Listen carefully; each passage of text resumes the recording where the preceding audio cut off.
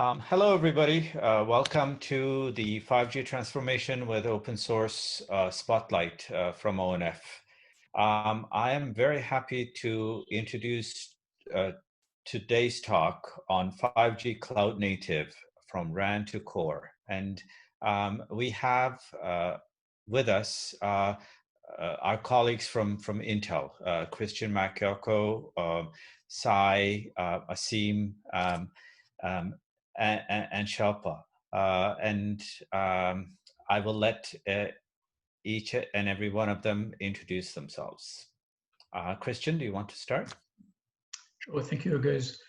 I'm Christian Maciocco, working in Intel Labs. I'm a principal engineer and director of Telecom system research, where our group has focused mainly on software-defined networking, network function virtualization, and how this applies to telecom systems, where we open sourced initially a 4G LTE core to ONF, and we're now pursuing toward 5G. So that's the bulk of our group's work in Intel. Thank you. Shilpa? Yes, hello. I'm Shilpa Talwar. I work in Intel Labs. I've been working in wireless communications, particularly 2G to 5G and beyond, for the past 25 years. And I've been at Intel for 15 years, leading some of the research in 4G, 5G, and beyond. In particular, we're currently focused on using AI and machine learning tools to improve wireless network performance, and glad to be here today. Thank you. Sai? Hi, my name is Sai. I have been working with Christian for the past 6 years at Intel Labs. I'm a research scientist there. I've been working on mostly DPDK-based processing applications, as well as their orchestration in Kubernetes for high-performance networking. Great, thank you. Asim? Hi, my name is Asim Jamshed, and I'm also working in the Telecommunication Systems Research Group with Christian, and I'm mostly focusing on developing 5G UPF that is currently in OMIC project. Thanks. All right, thank you. Christian, floor is yours. Okay, so let's go and talk about this 5G cloud native from RAN to core and the evolution, right?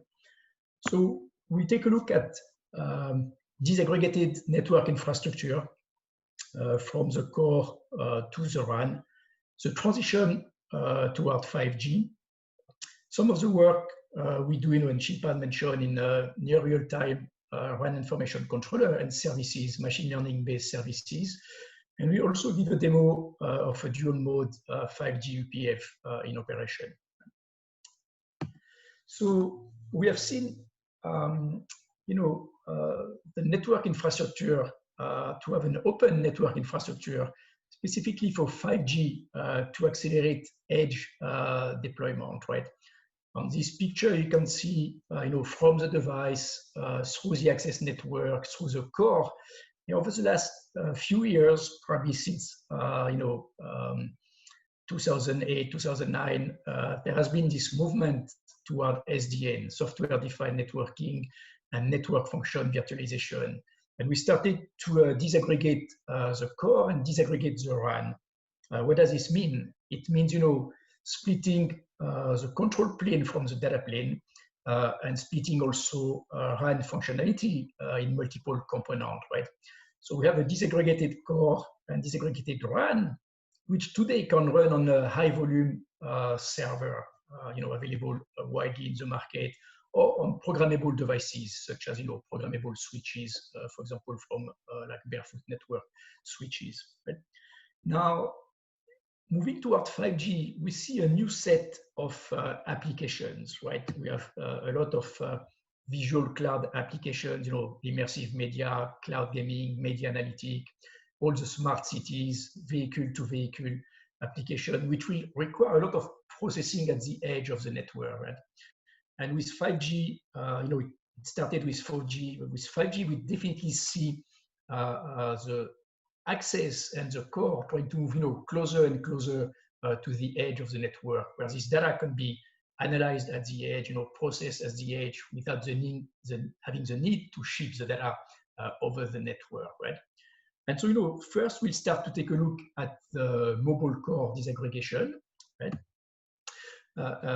And of course, having an open solution to address all these new usage model will give us a lot of insight for what is the right architecture and system partitioning challenges, right? How much do I put at the edge? How much do I put, in the core, right? Having an open solution from end to end will allow us to really play with the various components, right, and find what is the best approach. Let's first look at the mobile core, right? Let's focus on the core disaggregation. So, over the last few years, we have worked very closely with ONF as well as multiple partners, Dutch Telecom, T-Mobile, Sprint, some system integrators, Infosys, GS Lab, HCL, some system emulator, Sparent and NG40, where we did disaggregate a 4G LTE mobile core, right? And you can see, here on this picture, the separation of control plane from the data plane for the service and packet gateway, right? As well as the availability of other components.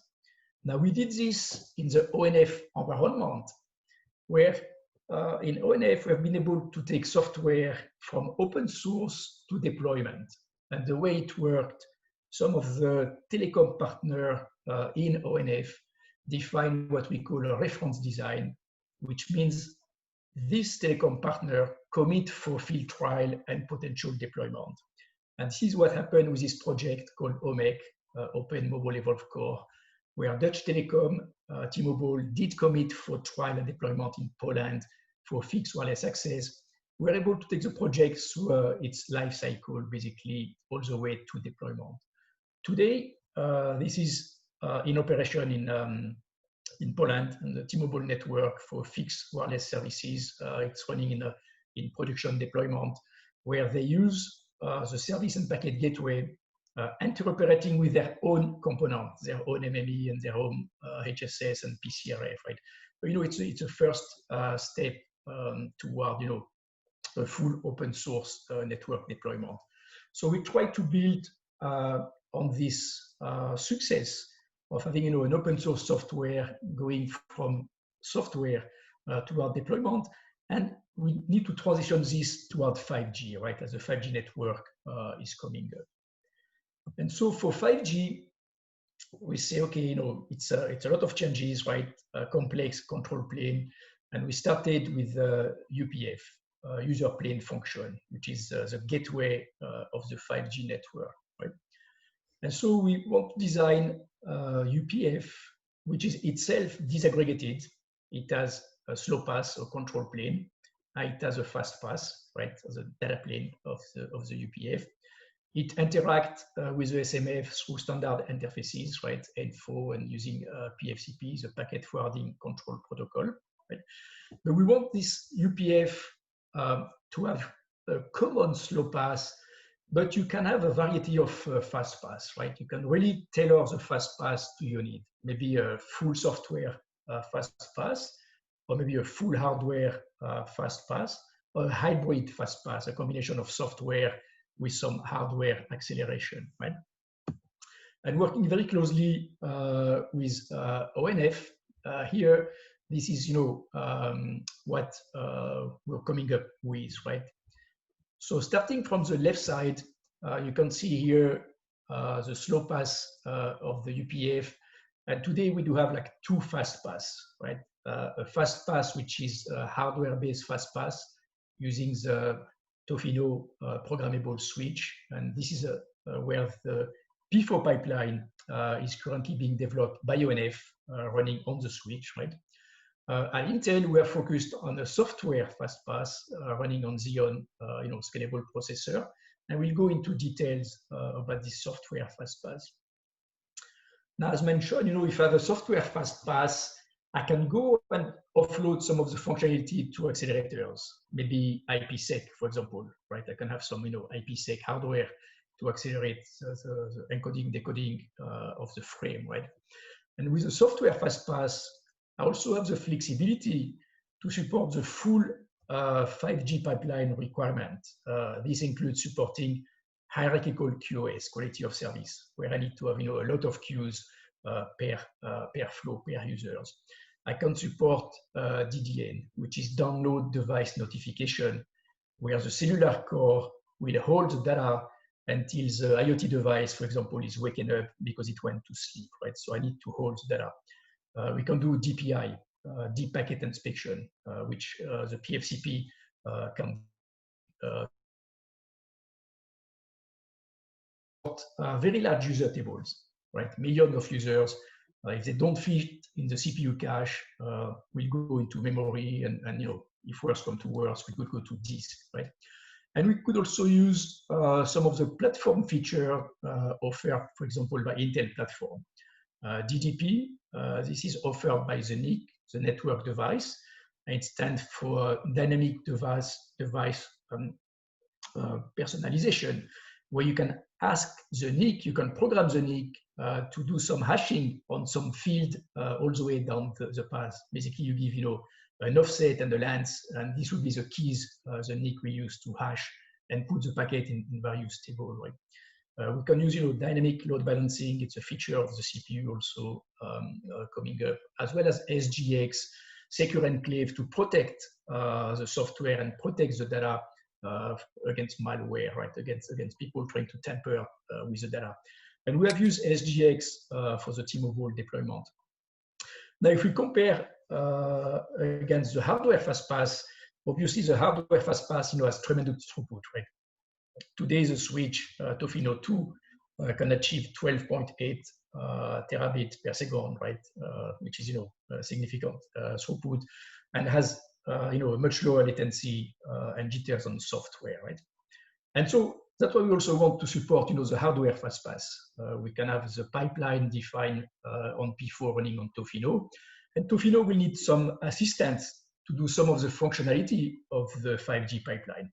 For example, to do a hierarchical QoS, DDN, or DPI, the switch need to offload the data to a CPU or an FPGA or a smart NIC, right? So we want to be able to support both model here. And it's really a flexible UPF optimized for your specific deployment. Maybe if you want to push UPF at the edge of the network and you have a lot of edges, it's easier to push some containers, right? You have you have the UPF running as a Docker container. You orchestrate the container and you push it at the edge of the network.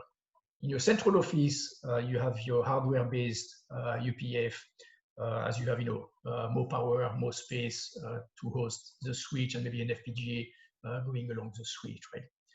And so let me give you a little bit of detail of what's inside this UPF, right? So jointly with again ONF and other partners, we have defined what we call a logical P4 pipeline, right? It's a set of match action, right? So when the packet comes in on an interface, what do? Well, we extract metadata from this packet, right? Ethernet address, IP addresses, tunnel ID, right? And we use this metadata information as we transition from table to table, from functionality to functionality, right? Then we go into a PFCP PDR lookup to find the right PDR for the session. And then there are a lot of tables, a lot of match action that needs to be performed, right? The forwarding action rules, the buffering action rule, the quality enforcement rule, and the user reporting rules, right? These are some of the processing which happen on the pipeline. Now, if you look a little bit deeper into what each of these blocks is doing, again, packet comes in, we extract the metadata, and we're gonna pass this metadata from table to table, so we don't have to look up again in this metadata. Some of this table we do perform an exact match. and the CPU, and obviously the switch, are very, very good at doing exact match. Some of these tables are ternary lookup, wildcard lookup. So they require more processing for the switch. They require more space to be able to realize the lookup, right? But we try to optimize, as much as possible the lookup operation.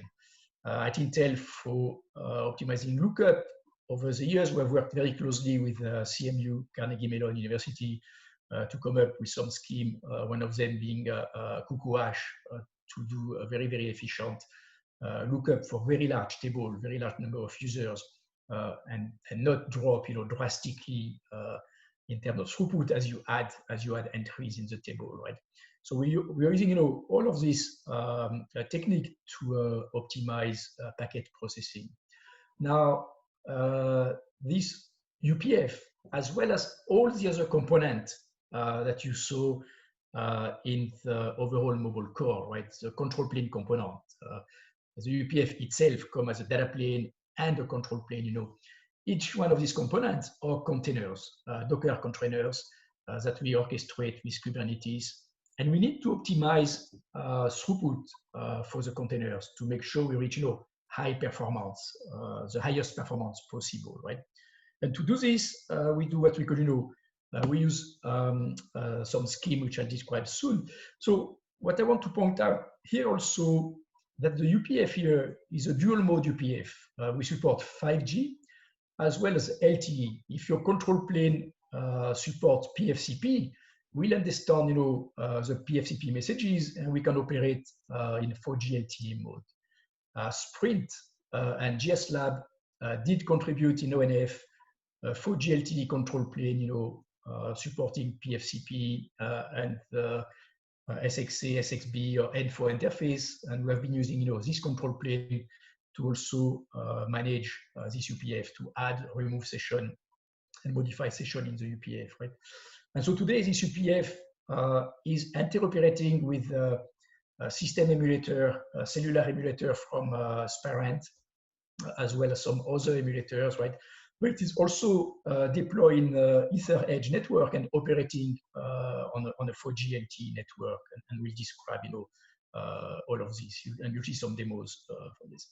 So again, we want to have this component run as container, orchestrated container, and reach the highest performance possible. And to do this, we use what we called enhanced platform awareness, right? So there has been some work in the industry to come up with a set of control, set of knobs that allows you to reach the highest performance possible. One of them is CPU core isolation and pinning, right? So you want to have your data plane component, specifically, the data plane component, right? You want to have your data plane component run on a set of cores, from 1 to n cores. You decide how many cores you need for your application. But you don't want these cores to be seen by the operating system such that the OS will schedule other tasks on the core and disturb you, right? So you can go and you can, pin your workload on a set of core you have selected, and you isolate this core from the operating system. So you'll be alone on the cores. They will be for you, right? That's what you see here on the left side of the picture, right? By default, an app can run on any core. The OS will schedule the app on any core. When you go and you pin and isolate, for example, application A on core 0 and core 1, nobody else will be running on these cores, right? So you're not going to be disturbed by any other type of interrupt and moving in and out of the CPU cache, right? And we'll see, the impact this has on performance. You also want to use huge pages. The default page size is 4 kilobytes, right? And so what happens when your data structure is not, in the TLB cache? Well, you're gonna generate an exception, right? And of course, the more exception you generate, the lower performance you get. It's a penalty that you have to pay, right? So using huge pages, 1 gigabyte pages, you generate less and less, page exception, right? So that's another of the EPA feature. Another one with Docker containers, Kubernetes recognize one interface on the container. a lot of the containers we have here require multiple interfaces, packet in, packet out, control plane. So you have at least, 3 or 4 interfaces, right? With the UPF, we have, N3, N6, N9, and N4, the control interface. So that multiple interface you need to manage. To do this, we're using some additional support in Kubernetes. One is Multus, and Multus allows you to have multiple interfaces in Kubernetes. However, Kubernetes only sees one interface and will only manage one interface, meaning Kubernetes will provide a DNS address resolution in this interface it sees, or will scale this interface, but not the other one, right? You have to manage the other interfaces. We also need to use SRIOV, single routed IOV, right? Where basically we create a virtual function on the NIC, and this virtual function will pipe the data directly into the container or into the VM, bypassing intermediary layer of software, right?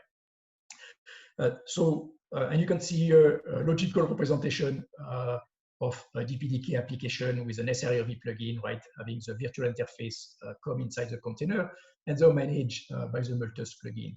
Now on the right-hand side, it's a physical representation of the data plane today. We have, 2 interfaces running on SRIOV, right?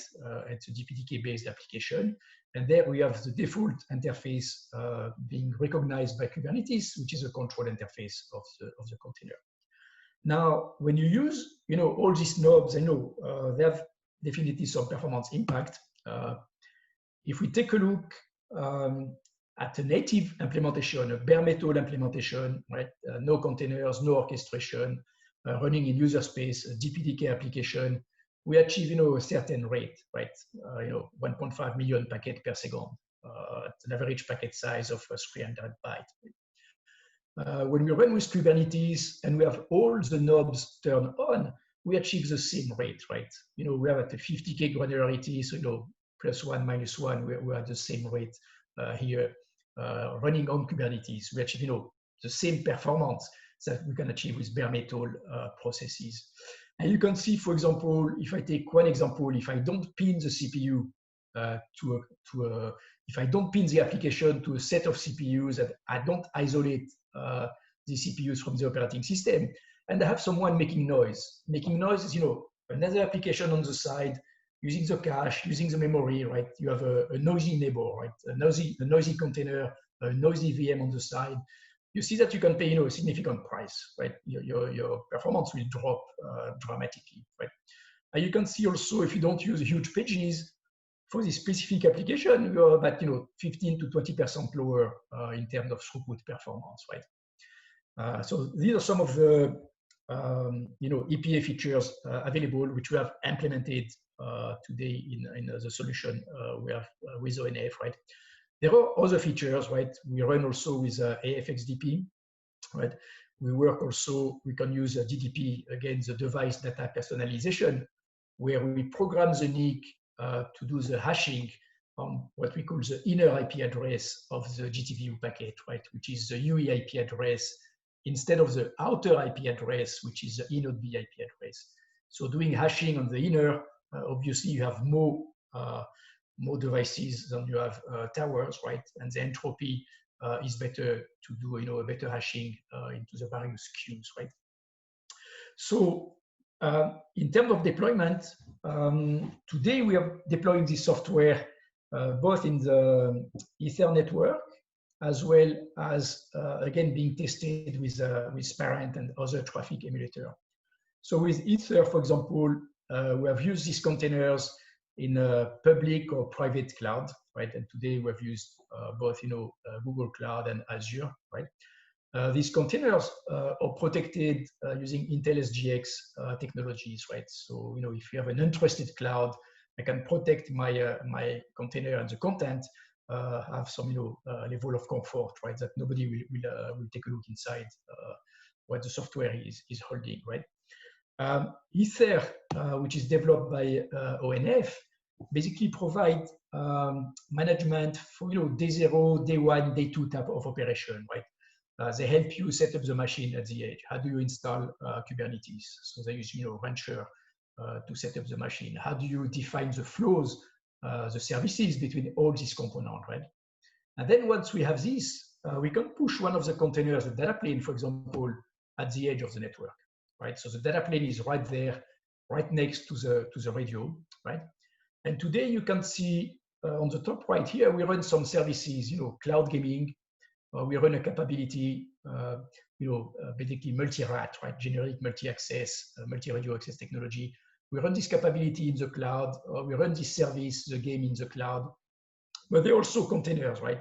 So now we can move these containers right there, right next to my data plane and right next to my radio on premise, right? So today, the various test evaluation we have been doing, if we compare apples to apples, right? Cellular latency, when I'm at the edge and I try to connect, for example, to a speed test, right? Try to get, a throughput and latency evaluation. Or when I connect to my radio and I move the application to the enterprise cloud, my latency is cut by half, right? We go about from a 42, 44 millisecond latency to a 20 millisecond latency, right? So, it's a significant latency reduction. Now, we can also replicate this edge, right? And that's work that, again, ONF has been doing, right? Today, there are about 10 edges, distributed edges connected to, a single control plane. So we have edges at Intel here in Oregon. So a set of edges, 3 or 4 edges at ONF. There is an edge at Argela in Turkey, an edge at AT&T in Atlanta, NTT West, and Telefonica, and more edges probably will be coming down the road, right? So again, this is an operational network. The EPC you have seen is deployed on this network, currently operating in LTE mode on this network. But in the same time, we're testing as much as we can with, again, Parent emulator and some other emulators from other companies to try to validate, as much as possible the 5G operation. It's interesting to know also that Aether will be deployed, as part of the DARPA verifiable closed loop control network research with Stanford, Princeton, and Cornell, right? So Aether will be used, as a base network to do a lot of this research moving forward. Let me briefly talk about the GMA capability and the cloud gaming service, and then I hand over to Shilpa, who's gonna tell us about machine learning based RIC services. So again, we have moved these services from the cloud to the edge of the network, and let's look at cloud gaming, right? Today, that's the way cloud gaming works, right? It's between the client and the cloud, and have latencies to deal with, in between, right? What we want to go toward is something at the edge where maybe I could do the rendering at the edge, and the game state will still go to the cloud, right? But my rendering will be at the edge, and we'll have lower latency and higher bandwidth, right? 4K game or 8K games. It's a lot of data going through the network. I want to keep this as local as possible, right? So we've been doing some work, right? And the goal is to reduce the end-to-end latency to be as close as possible as local client gaming, which is about 70 milliseconds, right? And today, the latency we achieved, for example, with Stadia is about 166 milliseconds when you go to the cloud, right? So that's one of the work we're currently doing to evaluate the benefit of this edge networking on real application, right? How do we really improve the quality and provide high throughput and low latency? Another service, so it's not a service, it's a capability, multi-radio access technology, which is developed in Shilpa's group, right? Is how do we aggregate multiple carrier, for example, Wi-Fi, LTE, 5G, such as the network, such as the device can use all of them simultaneously or concurrently to send data upstream to 2 carrier because it's an important voice call and I don't want to drop packet, right? And so, for example, we are running GMA here at Intel, and the device can, simultaneously connect to Wi-Fi and LTE. And you can see here, for example, throughput done on gigafile. My baseline is Wi-Fi only, right? And then, I connect through GMA and I get Wi-Fi plus cellular. So we're adding the 60 meg or 70 meg we get with the CBRS radio to Wi-Fi, and we get, 160 meg downlink throughput, right? So, it's a significant benefit. Again, and when you're in a enterprise environment, Wi-Fi will be there, right? So, we might as well use Wi-Fi and cellular. And similarly, with a one-way delay, here we show the delay variation, the max versus the mean, basically using Stadia, Google Stadia, of Wi-Fi plus, the AT&T cellular. And you see that with GMA, the variation is much less, right? We stay, fairly steady, right? The software is available. It's not open source, right? But it's available, and ready for trial and ecosystem engagement if people, are interested to contact us, right?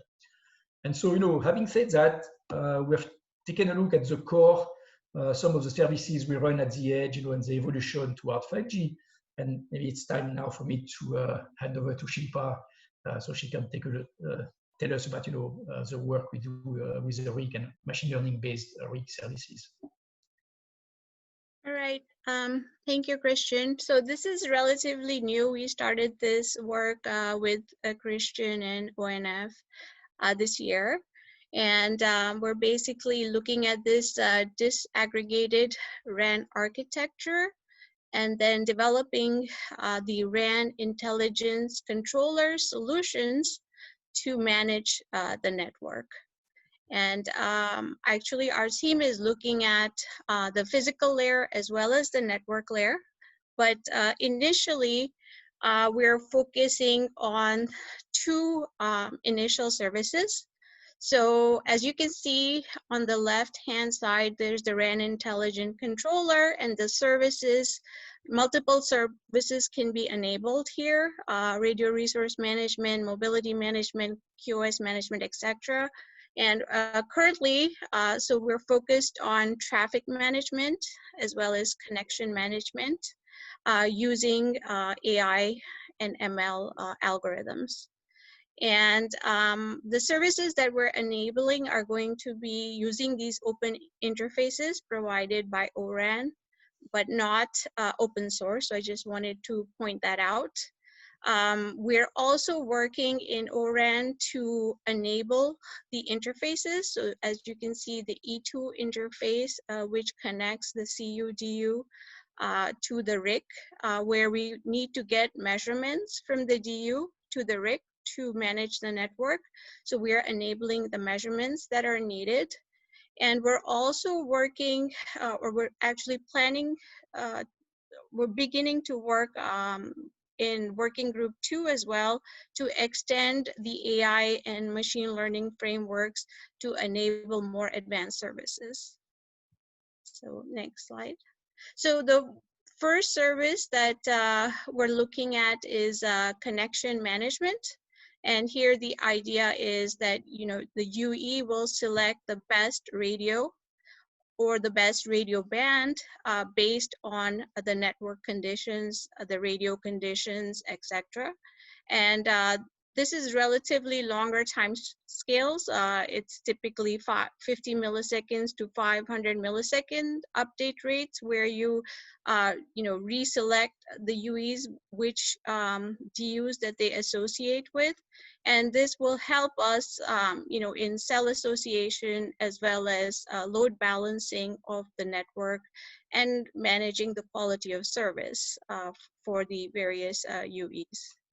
So that's the first service. And then the second service is traffic management, which works on a faster time scale. Once the UEs are associated with their DUs, data units, they can manage the traffic from the data units to the UEs through multiple links. And here our goal is to provide the optimal quality of service by using multiple links and being aware of the radio conditions. So in this service, you can add one or more links to a UE so that UE can connect to multiple DUs at the same time, as well as change the rules. So a packet or packets can be split across the DUs. And so the splitting ratio is also defined by the RAN intelligence service. And again, the target here is load balancing and QoS management. So next slide. So in addition to enabling these services, we need to make sure that the ORAN framework can accommodate the measurements that we need and the control and configuration. And we've made 4 contributions so far to ORAN. And this comprises of enabling dual connectivity control in the ORAN framework, adding reliability enhancements configurations to enable packet error rates that are lower than 10 to the -5. And then we're also enabling the measurements to be available to the RIC. And these measurements include utilization levels of the resources at the DU, UE latency, buffer status, and other metrics that are needed at the RIC to manage the services. So now maybe we'll show you the demo, right? Asim and Sai will show you, the demo of the host-based dual mode 5G UPF, right? There are some links, in the intent of time. We're not going to go through the detailed software architecture, but they are available in the slide, right? You can have, very detailed overview of the software architecture for this UPF, right? So, Sai, I see. Please take control, right? Okay. So in this demo, we're going to show our single instance 5G UPF tested against Spirent packet generator. And like Christian mentioned, our solution is completely containerized. In our Git repo, we have a Docker script, Docker shell script, which automatically sets up all the containers that are necessary to execute the UPF. So I'm just going to launch that Docker setup script. And during the Docker setup shell sequence,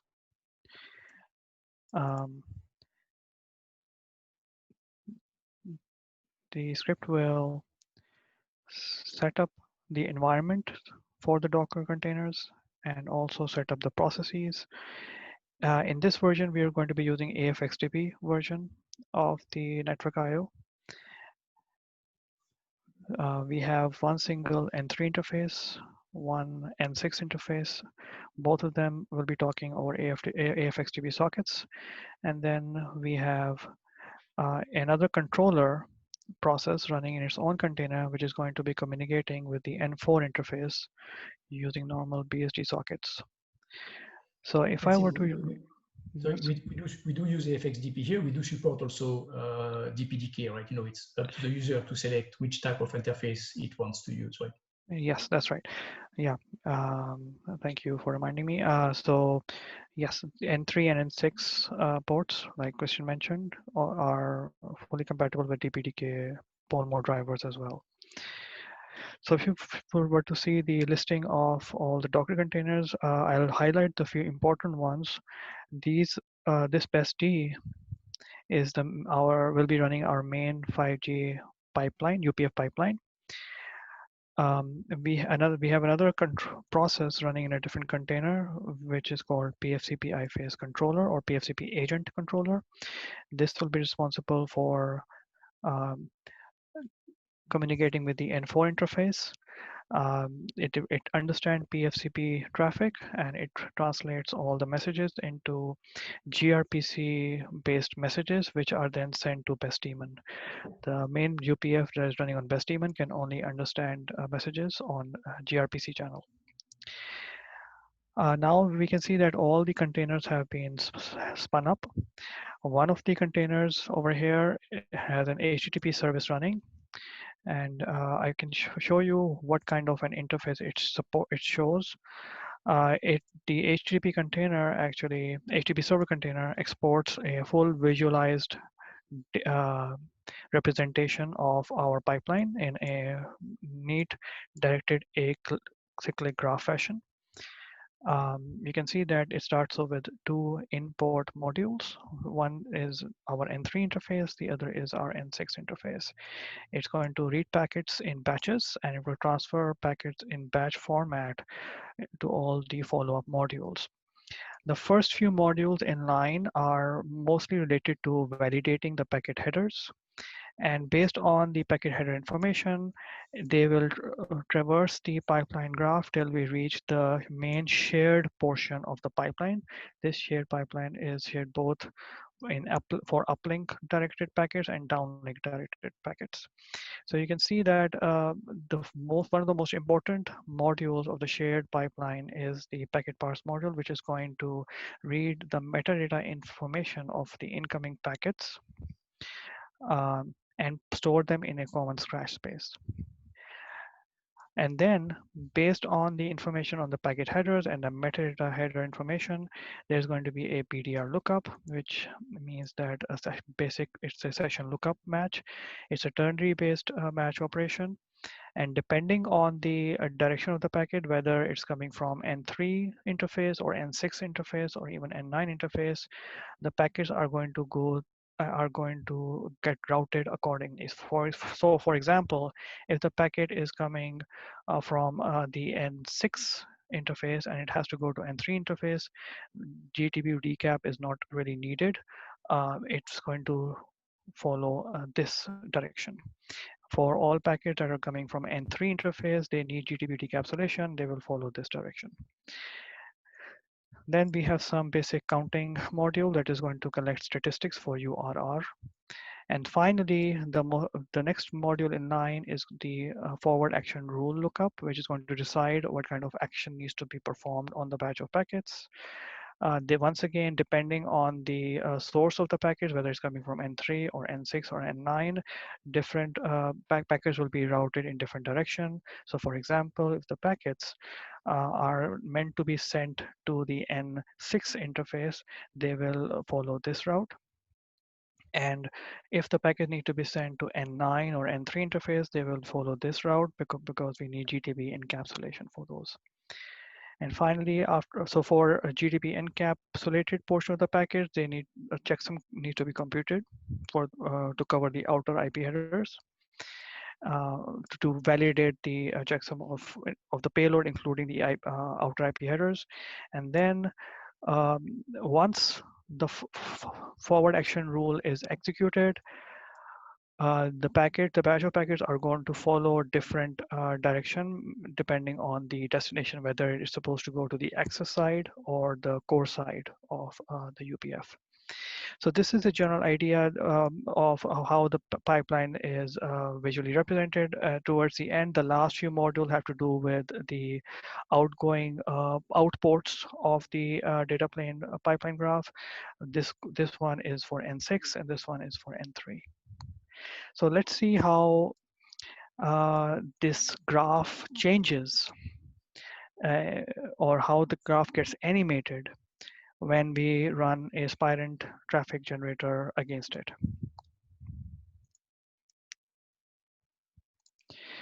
So like I mentioned, this is a single UPF instance. The Spirent, we already have a test case developed for our Spirent test case to test our UPF.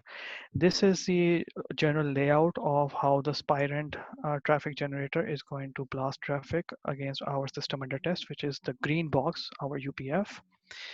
The UE, G0B, AMF, SMF, and network host will be emulated by the Spirent machine. And the experiment time is around 10 seconds. Let's make it around 20 seconds, make it 30 seconds, half a minute.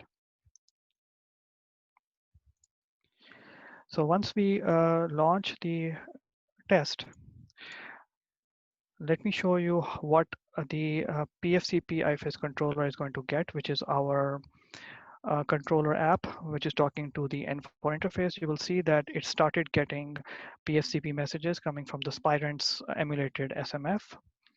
You can see session establishment requests coming up, session modification requests coming up. And if we were to look at the graph over here, we are going to soon see some changes. We're going to see some traffic that some PPS values that are getting updated at a per second level, which means that the packets have started entering the import modules, which are the AFXDP modules, and they fully traverse the our pipeline graph, and they end up sending the packets to the outgoing ports after all the processing has been done.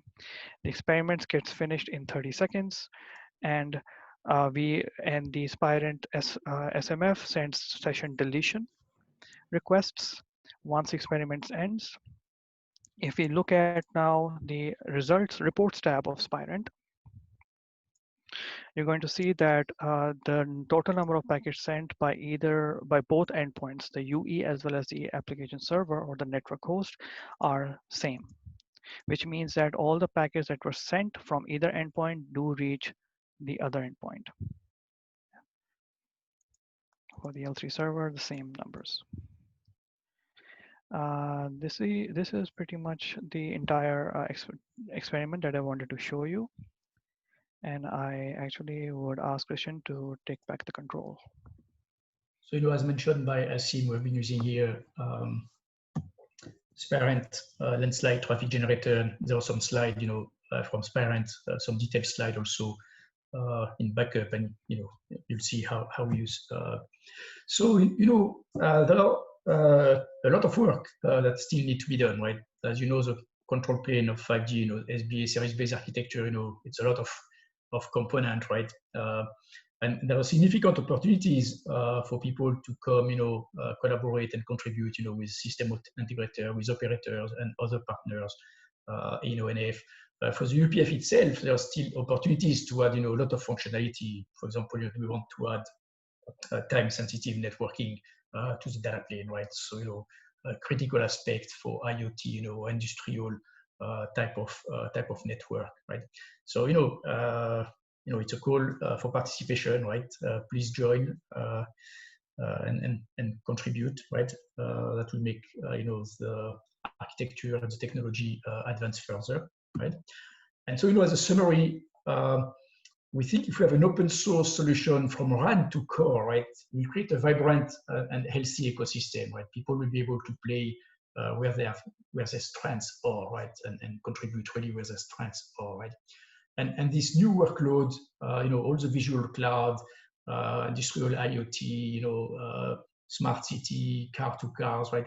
They really offer a unique opportunity if we have this open source solution to really get a very deep insight into the architecture and the system partitioning challenges. And, at the end of the day, what is the best one? What is the best architecture? What is the best partitioning, right?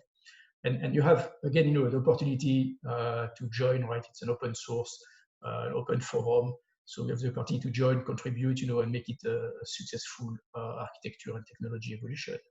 And that's pretty much, my last comment on this presentation, Oguz. So, we can take some questions. If you have questions, I'm sure Shilpa would be happy to answer questions. Okay. Thank you, Christian, Shilpa, Asim, and Sai for this really good presentation and a great demo. I think there are lots of really interesting and thought-provoking components in the presentation. I do have a few questions. So let me try to do it chronologically.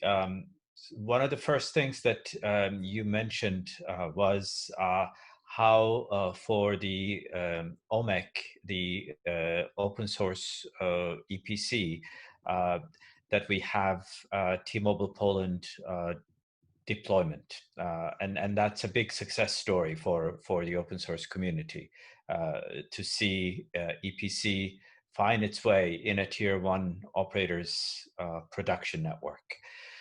So there, maybe you can give us a little bit more information about what use case that T-Mobile Poland is using this for, and also maybe give us some insights as to how actually an operator took an open source project and actually turned it into deployment. What steps they had to go through, and were there any challenges, and if so, how did they overcome it?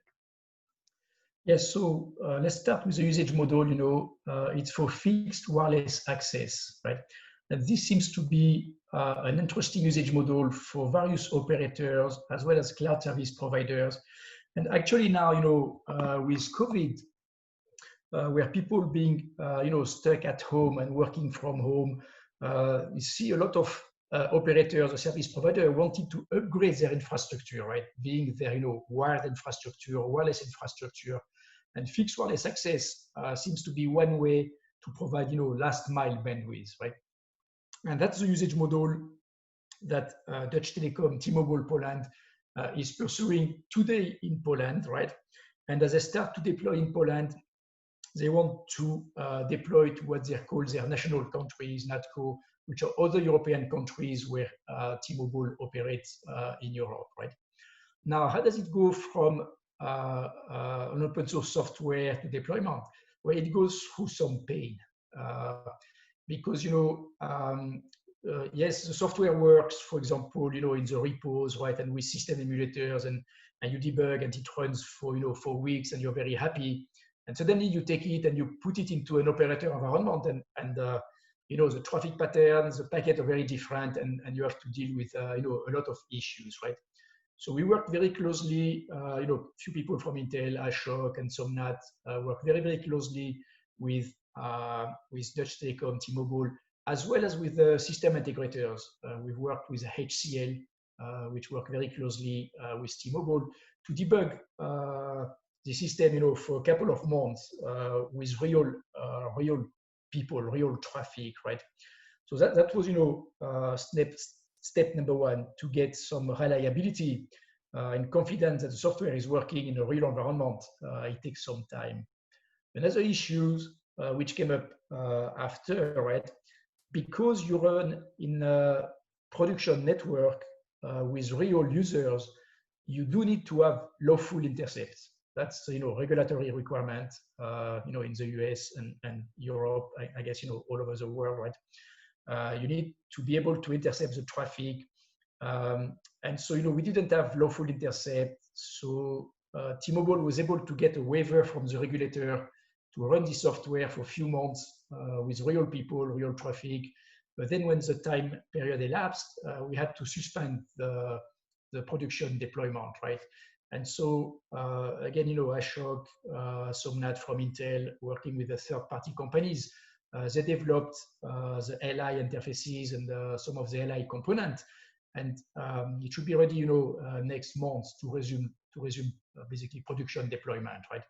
So that's also, you know, a big learning, right? Now, as I mentioned also in my slide about Aether being targeted to enterprise networking, this will remove, like, I think, two big pain points. One is OSS, BSS integration with billing and charging, which you need to do, you know, into an operator network, right? And LI, lawful intercept, right? So when you work in a, you know, enterprise environment, you don't have to have billing and charging, and you don't have to have LI, right? So maybe to be faster and easier to deploy Aether than it has been to deploy OMEC, right?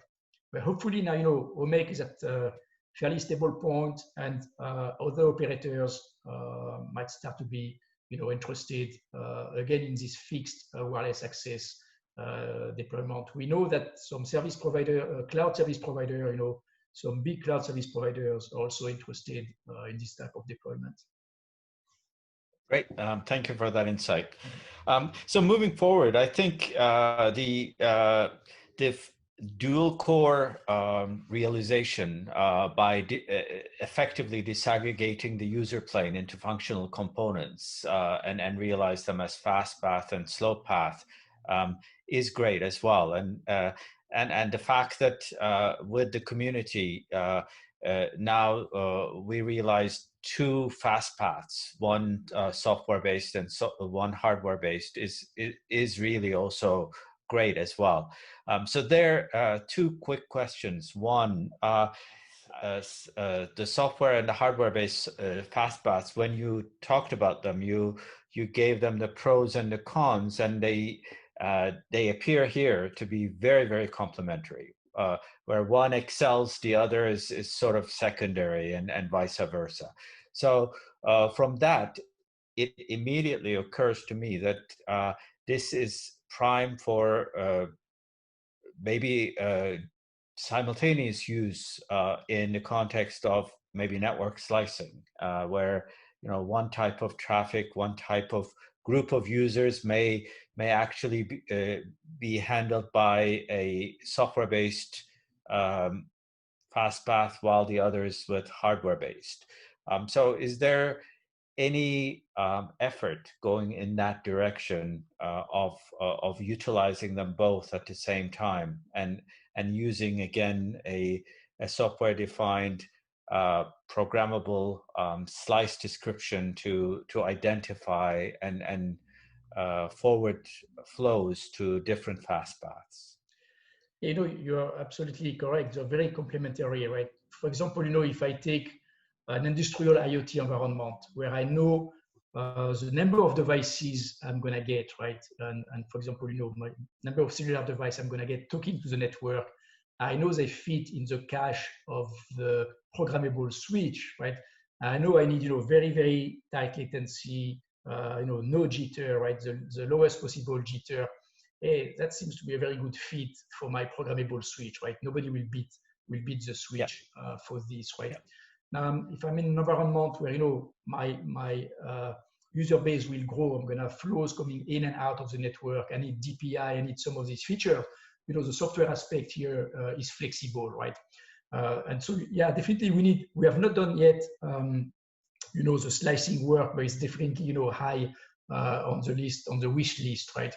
And that's why, at the end of the presentation, also I mentioned TSN, right? If I want to do, time-sensitive networking, how do we think of using, all the hardware available we have to have, the best TSN support, the best TSN capabilities, right? But yeah, definitely, we need to think about, how to use these devices in a complementary way, right? Great. And again, maybe a follow-up question is you mentioned that this is also dual core. So not only it supports 5G, it also supports a PFCP-based LTE. So with that, is the solution an either-or deployment, or if an operator has both LTE and 5G operational, can they actually use the same user plane to process both traffic from the same device at the same time? Yeah, I think so. But I'm gonna double check with Asim and Sai. But yes, that's my understanding. Yes, yeah, we can communicate with both 4G specific and 5G specific UE devices at the same time. That's wonderful. I think that's also a very, very powerful statement that this solution is bringing forward. Maybe one next question would be on the software-defined RAN. So in the ONF SD-RAN project, Intel is a founding member, and you are working on at least two initial RIC applications. So on that front, you already identified extensions that are necessary for E2 and A1. Around that, where is the work in terms of developing for these services maybe new service models. So maybe to reiterate my question is, right now in ORAN there are two service models that are out there that have been specified. Are those enough to support these new services, or would we be needing as a community to develop a new service model to support these new applications? Yeah, I believe that we will need to extend the service models, in particular the AI and ML framework that's available today. It is primarily geared towards supervised learning type of modeling. We need to extend that to reinforcement learning. So many of the algorithms that we have currently will require, learning. It can be online or offline, but more advanced learning models. And again, we are working in working group 2 to extend these frameworks to enable these new service models. Great. Is that what your question was, or I'm yeah, sorry? Yeah, okay. yeah, that's exactly it. So maybe one last question would be: you are also collaborating with ONF on this front, and Yes. and using the micro-ONUS-based near real-time RIC as the platform. When can we hope to see sort of an initial demonstration of that? Our plan is by Q3. So I think by September end, we should be able to, show our algorithms in the ONF emulator. So that's the plan. And, we're working closely with ONF, and yeah, we hope to be able to do that shortly. Awesome. Maybe come September time, then we can do another video demonstrating how well those algorithms work. I'll look forward to that. Thank you. And with that, I'd like to thank all of the speakers for this great talk and great demonstration. Thank you all. Yeah, thank you, Oguz, and thank you all. Okay, bye. Thanks.